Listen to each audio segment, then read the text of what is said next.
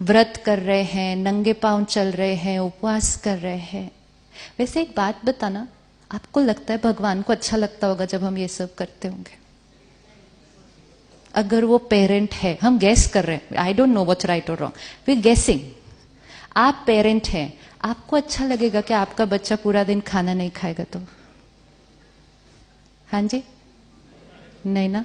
और आपको अच्छा लगेगा आपका बच्चा नंगे पांव 1000 सीढ़ियां चढ़ता ही जाए, उसके पैरों में से खून निकल के आ रहा है, लेकिन वो आपको खुश करने के लिए 1000 सीढ़ियां चढ़े, आपको अच्छा लगेगा? जो चीज आपको अच्छी नहीं लगेगी ना,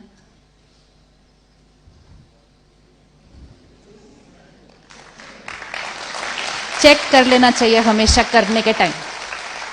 अगर आपका बच्चा एक दिन आपको कह दे कि one minute, let me just finish, then we'll take questions.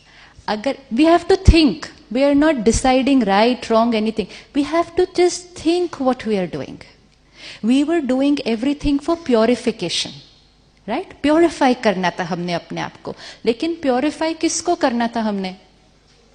जिसने गलत किया था, जिसने विकार किए थे, उसको प्योरिफाई करना था। हम किसको प्योरिफाई करने लग गए? व्रत रखना अच्छी बात है, एक दिन खाना नहीं खाएंगे, वेरी गुड, लेकिन उससे क्या ठीक होगा? Detoxification of the body. हमें डिटॉक्सिफिकेशन किसकी करनी थी? सोल की।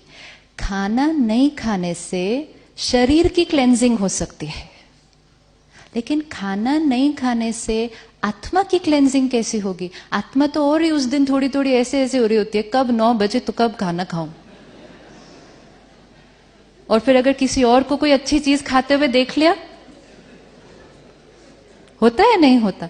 9 दिन नवरात्रे होते हैं तो 9वें दिन 12 बजे, विच मीन्स आत्मा के संस्कार कहां चेंज हुआ? वो तो सिर्फ एक हट की तरह 9 दिन उस नियम को पालन किया।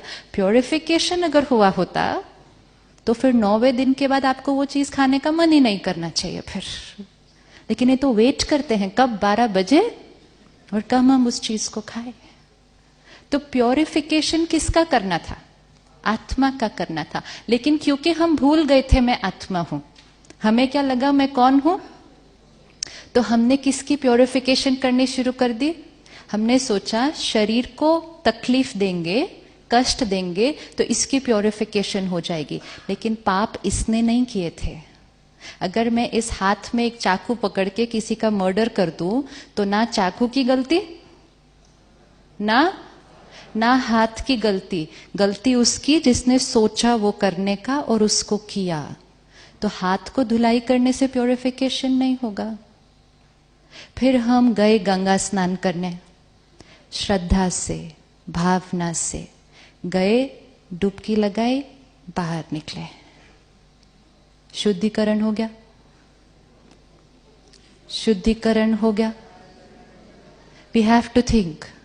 और जिसकी डुबकी लगाई थी उसकी तो रोज ही लगाते हैं घर पे। शुद्धिकरण किसका होना चाहिए था? कि गया कोई और था, संस्कार बदल के वापस आए, तब शुद्धिकरण हुआ। हवन किया हमने अपने घर पे, आहुति डाली ना। आहुति डालते टाइम क्या बोलते हैं? स्वाहा स्वाहा। किस चीज को स्वाहा करना था? किसको स्वाहा करना था? मेरे गुस्से का स्वाहा, मेरी चिंता का स्वाहा, और फाइनली एंड में थाली में सब कुछ जो बचा सब का स्वाहा। लेकिन हमने सिर्फ किसका स्वाहा किया? जितना हम बॉडी कॉन्शियस हो गए तो हमने सारी चीजें भी कैसी करनी शुरू कर दी? सिर्फ फिजिकल फिजिकल फिजिकल। इसलिए रिचुअल्स वर वेरी एक्यूरेट, लेकिन they were meant for the purification of the soul. लेकिन हम आत्मा कुछ और सोच रही है, हवन कर रहे हैं, सोच रहे हैं वो आया कि नहीं आया, वो क्यों नहीं आया, उसके हवन पे तो मैं गया था, वो ऑफिस के लिए लेट हो रहा है, पंडित जी का हवन खत्म ही नहीं होता, पंडित जी जल्दी करो, देर हो रही है, हाफ डे की छुट्टी ली थी सिर्फ। ये प्योरिफिकेशन नहीं हो रहा है, ये प्योरिफिकेशन नहीं हो रहा है, ये सिर्फ नियम पालन हो रहा है।